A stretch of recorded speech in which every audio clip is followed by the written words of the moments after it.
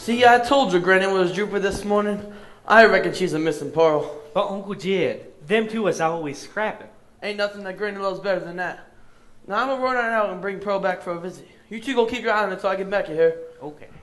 Jethro, I got an idea. Let's try to rile Granny up ourselves. You know, get her all cheered up before Aunt Pearl gets here. Let's get out every pot and pan in this here kitchen and cook us up some victuals. What do you think? Well, you know, Granny don't allow that in her kitchen. I don't care what Granny don't allow. I'm gonna cook me some victuals anyhow. Well, all right. I guess I'll help you then. What you figure on cooking? Grits. Grits? Well, Granny cooked a mess of grits last night. I know, Jethro, but them were the worst grits anybody has ever cooked. Oh, well, you're right, Ellie Mae. I'm just a poor, helpless old woman. Not good for nothing no more. Granny, I'm sorry. Granny, we ain't gonna cook nothing up in your kitchen. No. And them was the best grits we've ever had. No way. We'll leave you alone, but you hang in there, Granny. We'll think of something. I sure do hope Uncle Jed gets back soon. Mr. Drysdale, look who's here. I sure don't want to be no bother. It's always a pleasure to see you, Mr. Clampett. Sit down. What can I do for you? Well, you see, I got a little problem. Your problems are my problem. What's troubling my favorite deposit? Oh, well, who? You, Mr. Clampett. You. Oh, well, you see, it's Granny. The poor old woman's lower than a fat frog in a low well. Well then, we must do something to cheer her up. Indeed, we must. Well, you see, back home, we used to have a bunch of folks in and we have a do. It doesn't pleasing Granny more than doing for folks. Doing? Seeing that everybody's got plenty to eat, drink, and has a good time. Can't Granny do that here?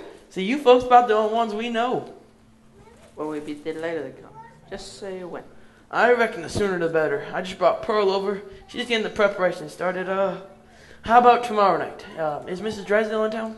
Yes, she'd be delighted to come. Alrighty then, tomorrow night. See you then. See you then. Will there be anything else, Mr. Drysdale? All right, then. Shall I send your wife in when she gets back from lunch? Yes, that'll be fine.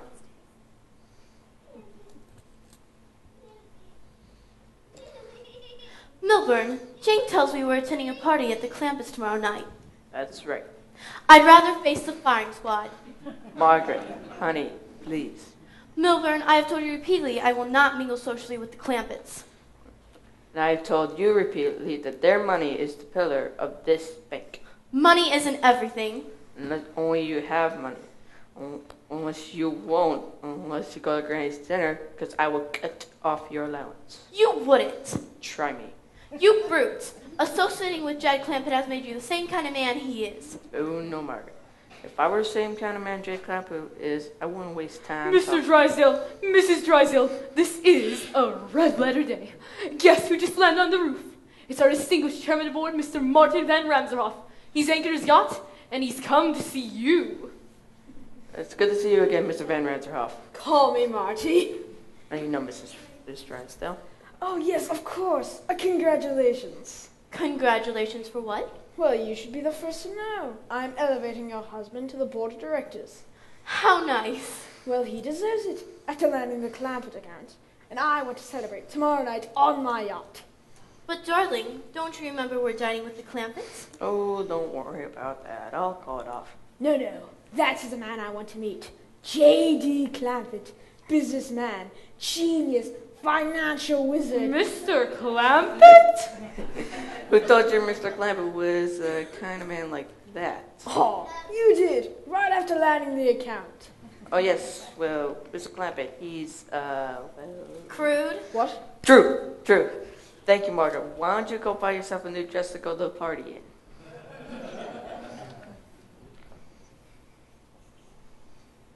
Well, since that'll be all. Mr. Van Ramsdorff, would you like me to pick you up? Yes, that'd be nice. Pick me up at my hotel, 7 p.m. sharp. Again, it is good to see you, Milburn. Can't wait to celebrate. Yes, you too, Marty. See you then. Will there be anything else, Mr. Drysdale? Yes. Get me a parka, some snowshoes, and pack my bags. Excuse me? Well, after Mr. Van Ramsdorff meets the Clampetts, I suspect I'd be transferred to Alaska. Uh-oh. Bad thing.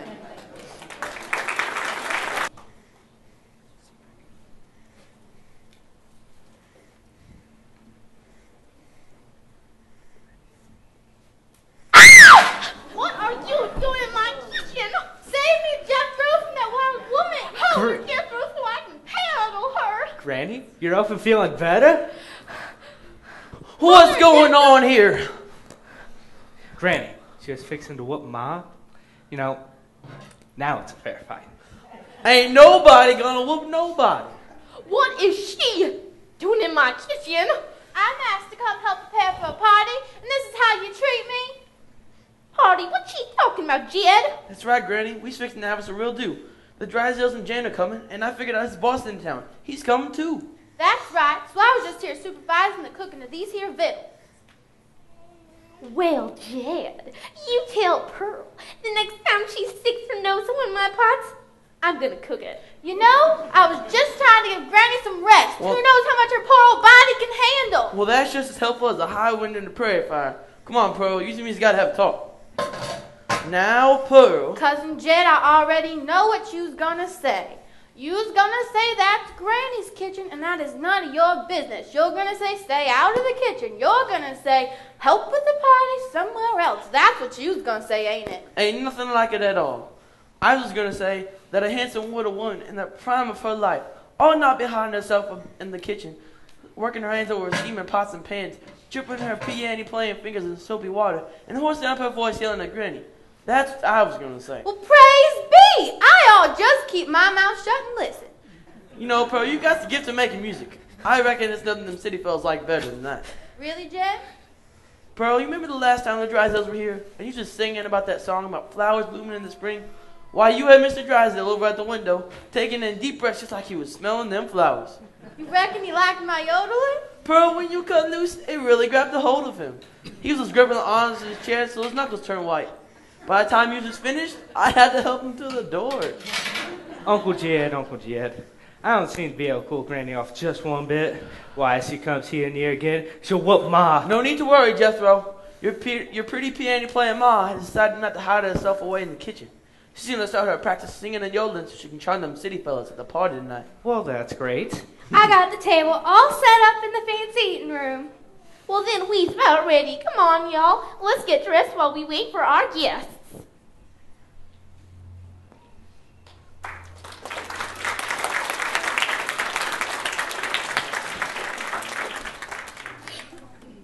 Oh, Mr. Drysdale, just tell Mr. Van Ramsderhoff the truth. I cannot, Jane. I would be ruined. Well, I've purchased a new dress for tonight's party. It's simply divine. Well then, take it back and find something that's good for a ride on a dog sled. Oh, Milburn. Well, I really must be going. I'll see you all at the Clampets. I will be there once I finish packing for Moose Jaw, Alaska. Surely you're exaggerating. Margaret, one look at those hillbillies, and I'm an Eskimo.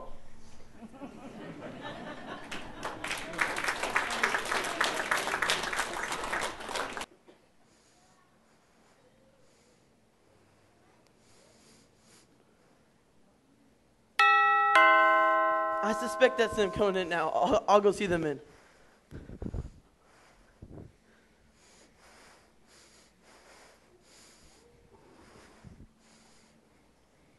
Everyone, may I present Mr. Marty Van Ramsderhoff. Pleasure to know ya. This here's my daughter, Ellie Mae, and my nephew, Jethro. Hi. How do you do? Well, why don't we go sit in the parlor while Granny brings us some cider? Jane, this is marvelous. And who'd have thought? I mean, a stuffy millionaire like Jed Clampett would come up with a hillbilly idea. Oh, yes. The man is a genius.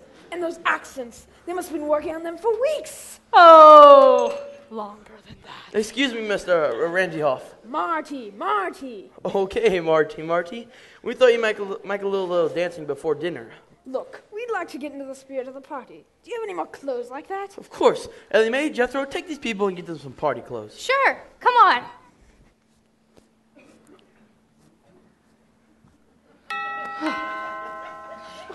Well, I do believe I see the Drysdales. I'll go let him in.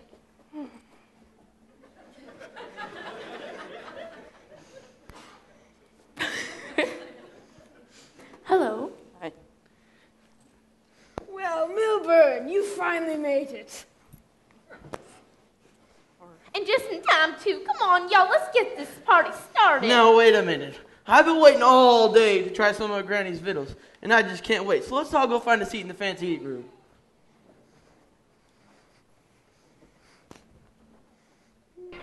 Dinner in the billiard room. Who'd have thought? All right, now let's all find a seat while I explain some things, okay? This here stick with the notch in it. This is the pot passer, okay? This one here, the pointy one, that's for stabbing the meat. Perfect for stabbing stuffed crow, if you ask me. Wow, Ma, you sure are fancied up. Thank you, Jethro. Cousin Pearl, may I present Mr. Marty Van Ramsdorf? Pleasure to meet you. The pleasure is all mine. And call me Marty. Now, Ma, I bet now as good as any time for you to start singing for our guests. Wallery. Yes, some dinner music would be lovely.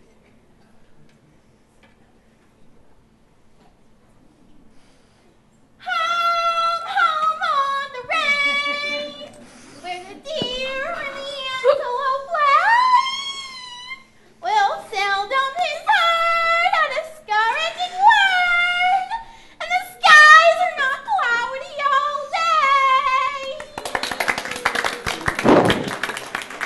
day. Now, before we eat, Ellie Mae will say grace, and then she'll pass out our deviled buzzard eggs. Perfect for baked possum. Okay, everybody grab hands. Dear Lord, bless this food and bless this party, and let's eat. Amen. Amen. So, Marty, ain't there a Mrs. Van Ramsey Hoff? Sadly, Granny, there is not. There's no Mrs. Van Ramsey Hoff? None at all. My! Well, a fine man like yourself must be awfully lonely without a fine woman by his side. I mean, really, who cleans your house? And who does your cooking? I always say a fine working man like yourself ought to come home and enjoy himself. Relax and prop up his feet. Listen to some music to calm his jangled nerves. Should I sing again for you? No, I must not ask you to do that. Kinda makes it go all to pieces, don't it, Marty? Milburn, you're perspiring. Oh, yes. It's food. Well, here, how about you wash that down with some cider? Thank you. Land sakes, Marty, you've got a hole in your sock. Let me fix that up for you. I declare you're ticklish. Milburn, are you okay? Why, Mr. Drysdale, you're as nervous as a long-tailed cat in a room full of rocking chairs. Yes, well, I guess I'm just a little nervous about my big announcement. Oh, yes, tell them, dear. Well, you see, Mr. Van Ranterhoff here is giving me a promotion. Well, that's wonderful. Congratulations, do I get a raise? Yes. Well, I think we should dance. How about you guys? Definitely. Well, I don't want to go through any trouble. Oh, No trouble at all. man's got to celebrate his accomplishments. Milburn, you know I can't dance like the Clampets. What you want your next new suit to be a fur coat and some snowshoes, I suggest you try.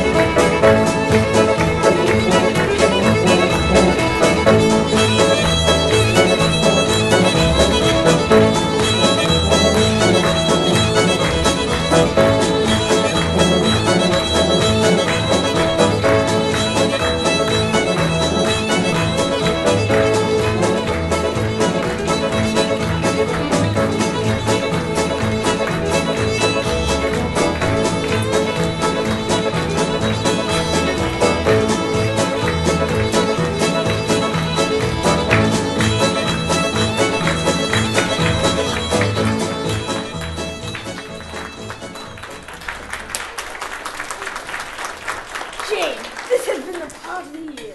I've been to parties all over the world, but this is the most original, most cleverest. And who'd have thought calling pheasant au jus, who roasted possum with gopher gravy? I noticed you didn't eat much of yours. Oh, just the excitement of the evening. Well, then I guess it's time to go. Oh, thanks for the lovely evening. Congratulations. Bye. Nice to meet you. Well, bye. Bye. Bye. Safe travels. The door's over Bye, there. Marty. I tell you, these people. Ellie Mae, I think you best start practicing to be a bridesmaid at my wedding. Yay! Are you getting married, Ma? Man crazy. Always was. Well, I'm not for sure yet, but I sure got that Mr. Van Ramshoff excited. No doubt you did, Pearl. Well, how about you, Granny? You feeling any better? I sure am, Ellie Mae, and I do declare this is one evening them city folks will never forget. That's right.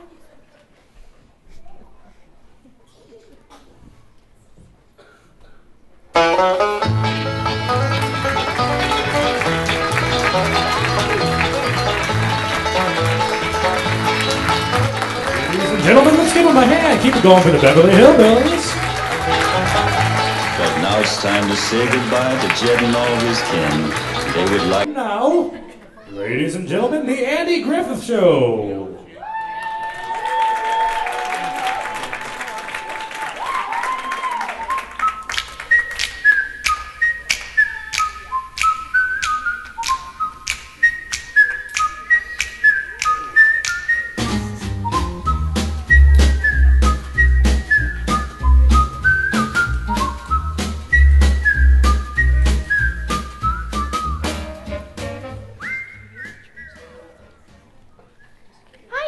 Oh, hey, Helen.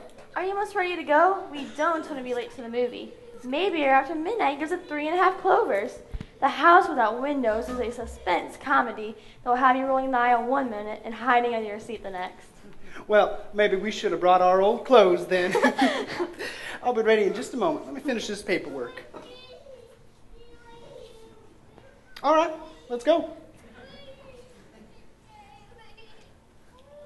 Oh, hey there, you two. Where are y'all going? We thought we'd go over to see the picture show. Newspaper says it's going to be a good one, 3.5 clovers. We read that. Well, I might see you there. I just Okay. need to get to my desk. Barney, the door's over there. Yeah. Barney, would you like to go with us? Nah, y'all don't need me. Well, it's all right, Barney. Nah, y'all go on ahead. Look, if he don't want to come. Nah, I'd love to go. Oh. Well, let's go. I'll get the door for you.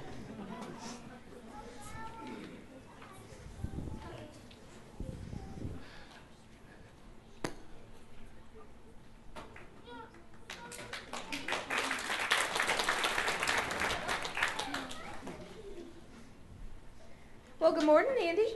Good morning, Aunt B. Good morning, Aunt B. Good morning, Pa. How's the evening? Oh, hey. Well, my evening, let's just say I've had better. What happened? Well, first we went to the movie. And then we had this nice canoe ride. Just me, Helen, and Barney.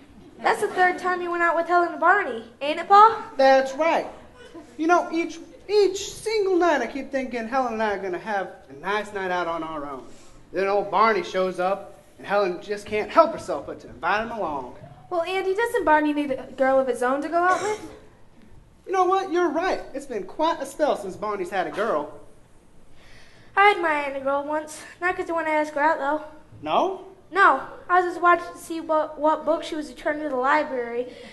I didn't want to be the next one to check it out because it would be full of girl germs. Well, Opie, there is no such thing. You better get running along to school, and you too, Andy, or you'll both be late. You're right there, Aunt B.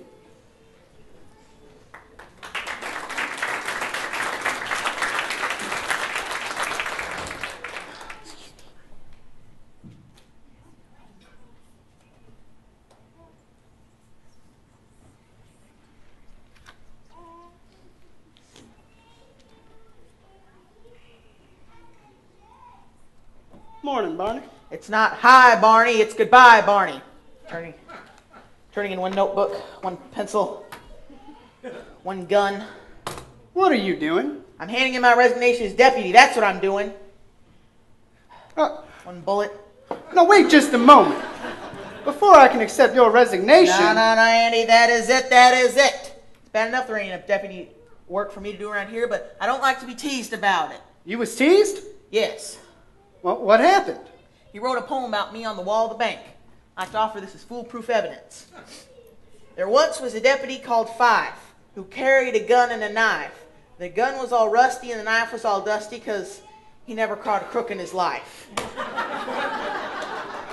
Now that ain't undermining the law, and then I don't know what is. I made it out like I never want to catch crooks, but that just ain't so. I'd like to catch him in a minute, but how am I supposed to do that if there ain't any for me to catch, for heaven's sakes? Why, if someone would commit a crime around here, just one good crime, why, if somebody would just kill somebody. Barney!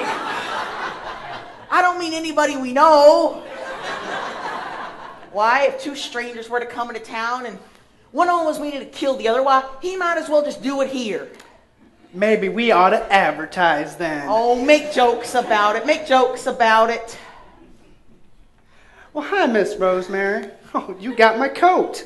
Did you lengthen the sleeves? A whole inch. Oh, well, hello, Mr. Pfaff. Oh, how do you do, Miss Rosemary?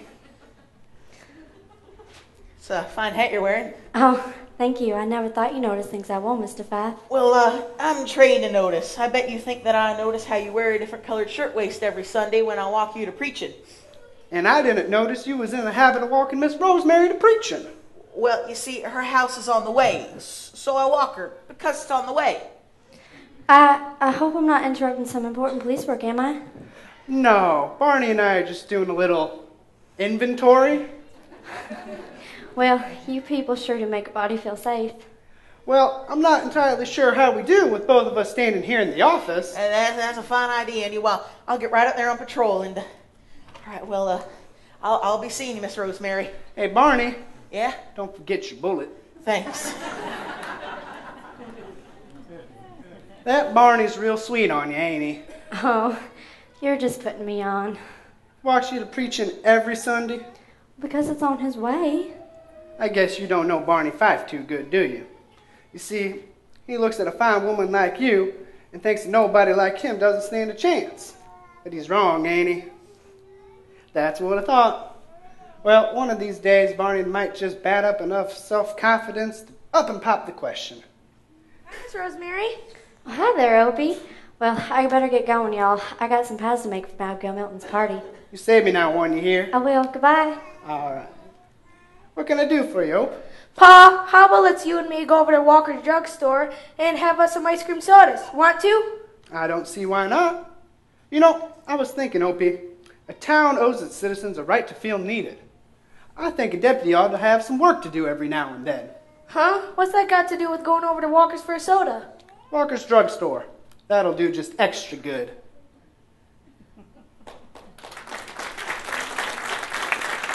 Honestly, I don't know why I'm doing this silly thing. Of course you do. It's going to help Barney a whole lot with asking out Miss Rosemary. Yes, Andy, but what if he finds out that it's only... Here he comes! Now act nervous. Yes, now let's see. He had a gun, and he was wearing a mask. And he maybe opened the cash register and gave him all the money. How much was that supposed to be? $24. $24? That's a cheap robbery. Well, it's Barney's first crime. We ought to let him start off at the bottom and work his way to the top. Ooh, I came as soon as he called, Ellie. Or Andy. Oh, boy. Miss Ellie, was you really robbed? Like someone took your money without you wanting them to? Ooh, just came here and held you up, did he? That's just a crying shame. Yes, Aunt Barney. This masked man walked right in, and he opened the cash register and gave him all the money. Good for him. I mean, well, you don't worry about a thing, because I'm on the case. Fingerprinting kit. Haven't got to use this thing in over 2 years. Powder. Brings out the prints. Matt's the prints. Cat's the criminal. Case closed. Well, he's probably wearing gloves anyway. Well, but don't you worry, though, because I'll have this case wrapped up in 48 hours, or my name ain't Reliable Barney Fife. You better stay off the streets, Ope. Did you ever see a person look so happy? No, it's a good thing we didn't make it more than a $24 crime. His heart couldn't have stood it. No, he couldn't have stood more than $24.95.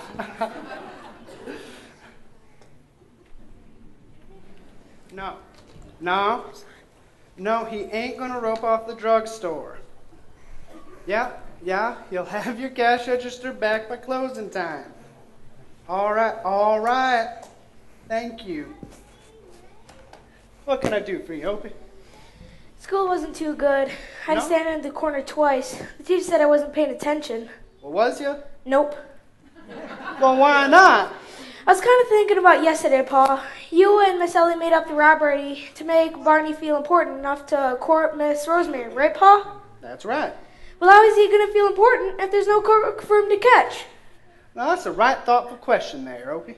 Thought of it while I was standing in the corner. Well, you see, Opie, it ain't only what a man does in life that's important, but what he accomplishes along the way. Huh? You see, suppose there really was a crook for Barney to catch. Well, he'd have this case all wrapped up and done with. This way, he's got a purpose in life. You see, folks will keep coming up to him asking, how's that Walker case coming? And he can rear back and say, fine, fine, closing in all the time. Like I said, he's got a purpose in life this way. But how long do you think Barney's going to keep looking for a robber that you and Miss Ellie made up? Oh, I suspect this will go on for a long, long time, Opie. Here he is, Sheriff. The man that ride rocker at the drugstore. What? Sheriff, you better call off your crazy deputy. What makes you so sure this is the robber? Yeah, ask him. He's crazy, I tell you. Crazy like a fox, and you don't mess with old Foxy Fife.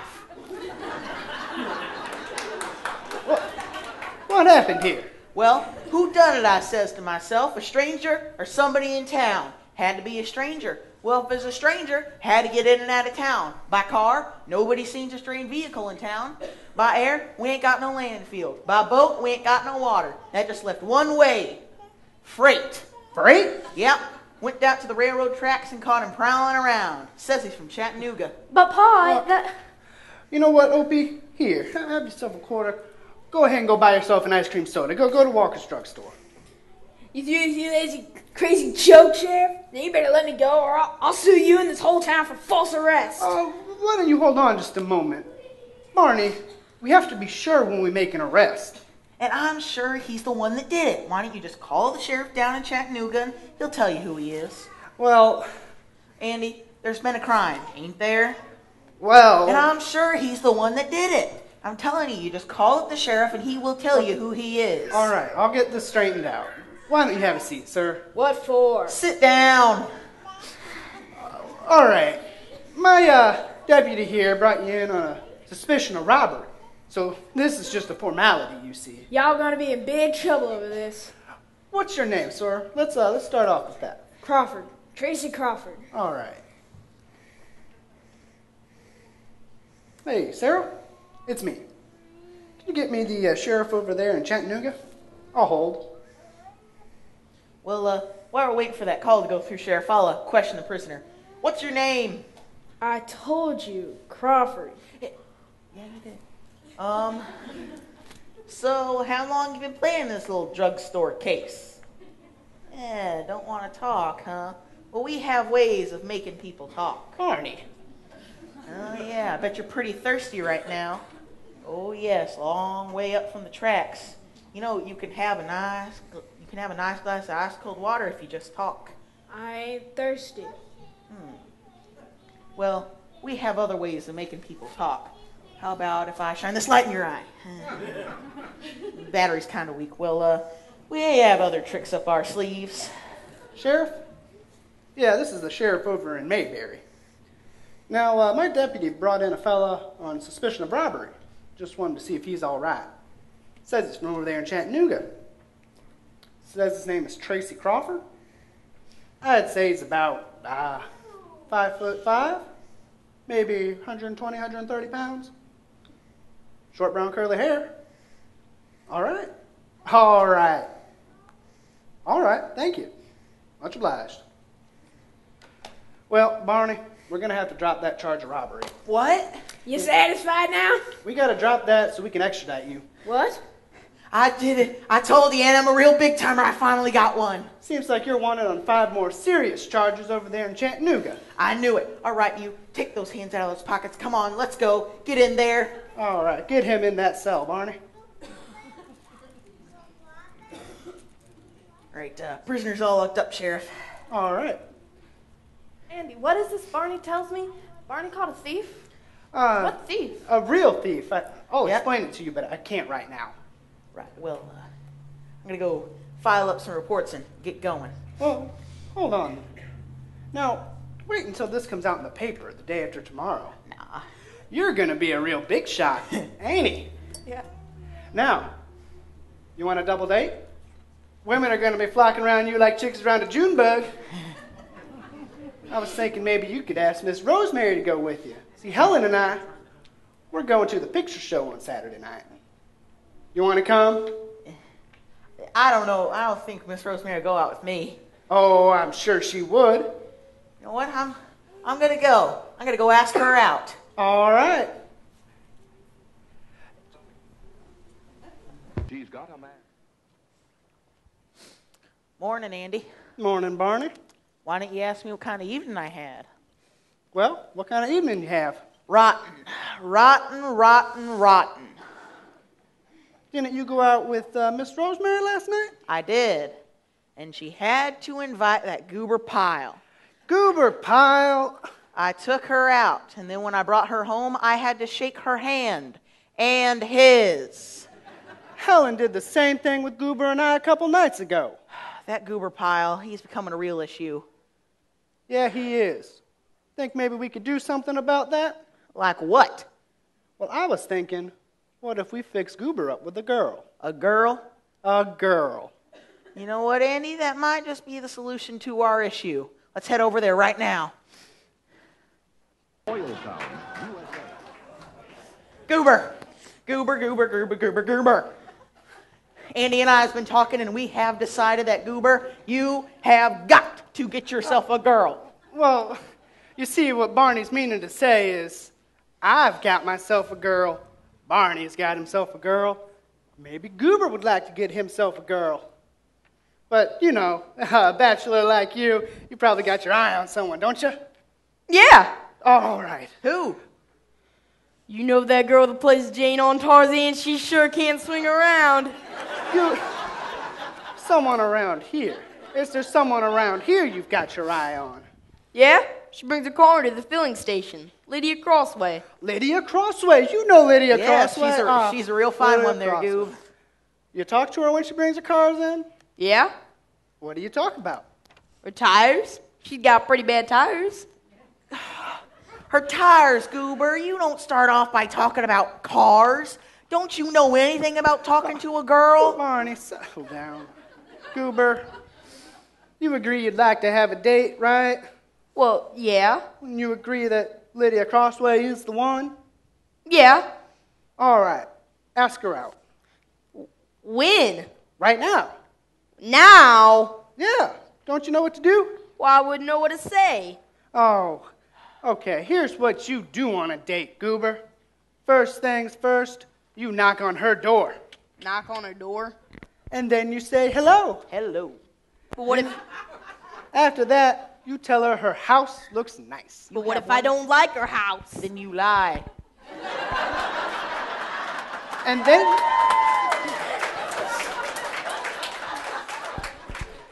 And then you tell her that she looks nice.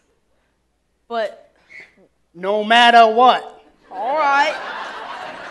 After that, you can talk about her tires and her car, because maybe that'll lead to talking about travel. You can ask her if she's ever been over to Rolla. Rolla, Missouri.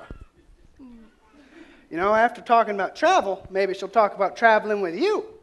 And then by the end of the night, you might be friendly enough to hold her hand. Hold her hand? Show her that you like her.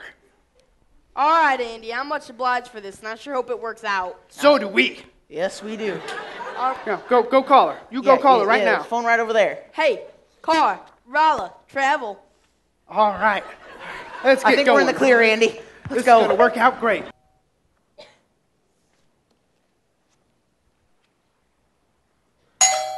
Oh, I'll go get it. I wonder who that could be. Thank you, Helen. You're welcome.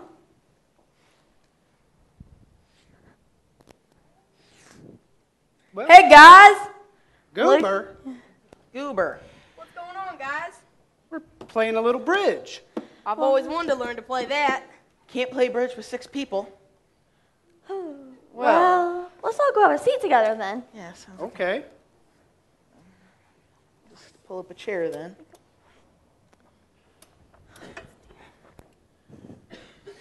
I guess I'll sit over here on the floor.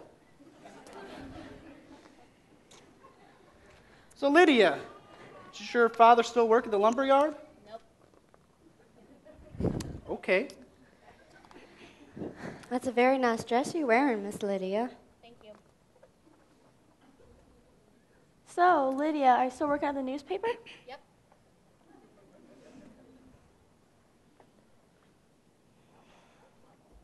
Do y'all want to go for a drive? Yes, please. Over here at the door.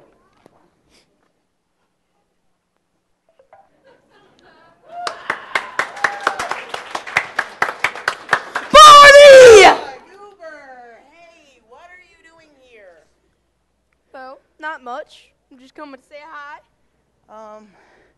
Hi. What are you doing this evening? Oh, not much. Just taking a stroll through the town. You know, you could go out with Lydia. Oh, no. Well, Andy was invited over to Miss Helen's, and I didn't want to intrude. Yeah, and I'm going out with Rosemary, so. Well, wait a second. Maybe I can go out and just watch the two of you. No. I mean, I couldn't act natural knowing that you guys were watching. Well, how about, hey, Helen and Andy, that gives me an idea. You come with me.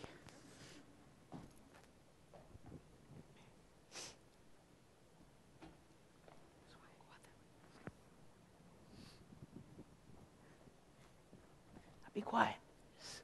Sit there. Now, they're just going to sit there and watch TV. Well, he's not giving her much room. He's not supposed to. Be quiet. You don't want to get caught. Yep. Andy in his natural habitat. Well, he's smooth, all right. Good job, Andy. No, Way to go. Goober! What are you two doing? It ain't what it looks like, Andy, I swear. Me and Barney was just watching you and Helen on a date. I guess it is what it looks like. You two better get out of here on. right now. See you, Barney. See you, Andy. Get out. See you guys.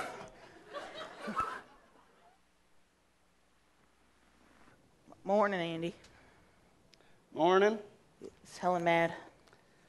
She'll get over it. Are you mad? I'm not mad, Barney. I'm rightful sorry, Andy. It's that goober pile is becoming such an issue, and Miss Rosemary and I haven't got to go out in so long. So what? You just decided to spy on Helen and I on our date? Yes. Well, what about Goober? Well, it turns out this was all for the best, because he is taking out Lydia by himself. Really? Tonight. Really? Yes. I better call Helen right now. We're gonna make plans. I know, and I made plans with Rosemary. In fact, I think I'm gonna go down to that gas station, get a nice box of chocolates, and bring it to her. That's a fine idea there, Barney. In fact, it's almost time. I better get going. All right.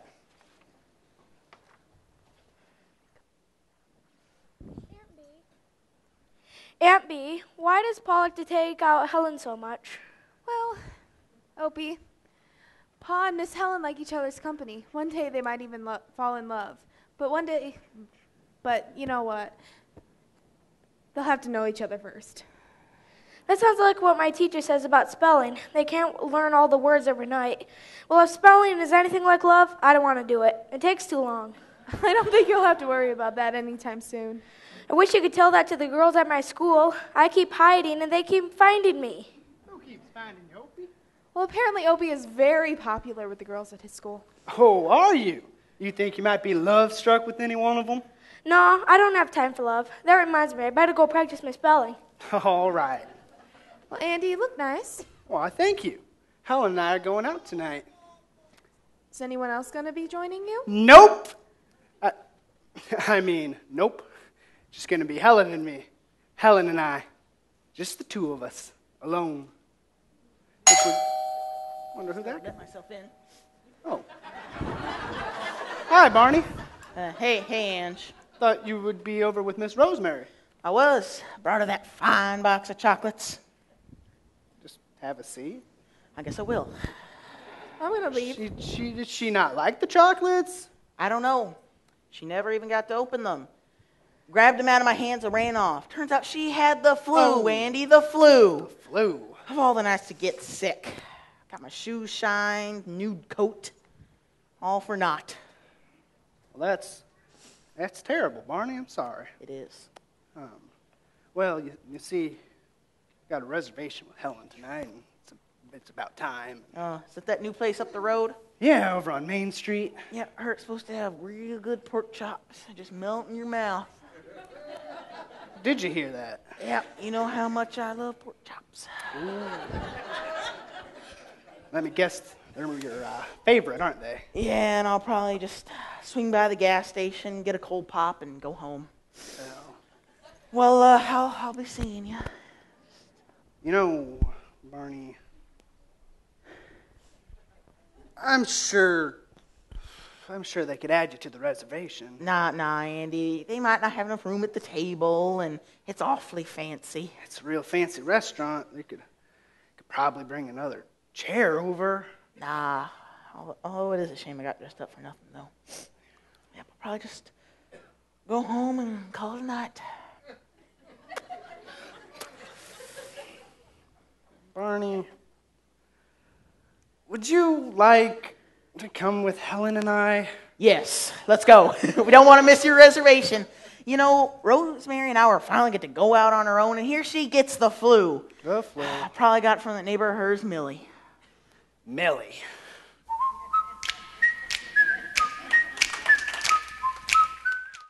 All right, let's give him a hand to the Andy Griffith Show.